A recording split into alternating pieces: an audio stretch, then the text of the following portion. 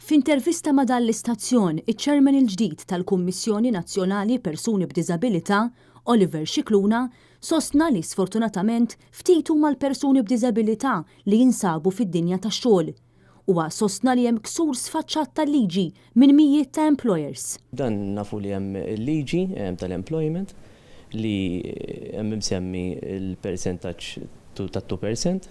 Din il-liġi hija miksura bejn wieħed ieħor minn 900 employer privat. Oliver Scicluna qal li l-viżjoni tiegħu fit-tmexxija tal-KMPD hija li aktar żgħażagħ b'diżabilità jkunu attivi fis-settur tad-diżabilità u saħaq dwar l-importanza tal-edukazzjoni. U nemmen ħafna li rridu nedukaw lil persuni b'diżabilità, il-familjari u l-istudenti tas-soċjetà u nedukawhom biex ikunu jafu d-drittijiet tagħhom.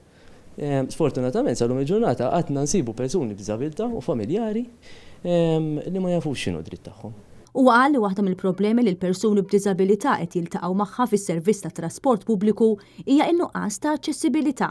Illum il-ġurnata, però mhix daqskemm dak iż-żmien meta wafqet l-arriva, bdejna nsibu l-problemi li ma kinux high alert, ġifieri mhux qed ngħid ħafna problemi, ħafna rapporti toddhom fuq idejk.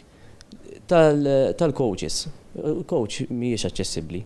Oliver Scicluna qal li l-Kummissjoni Nazzjonali Persuni b'Diżabilità tistenna li s-servizz mill-operatur il-ġdid ta' trasport pubbliku ikun aċċessibbli għal kulħadd.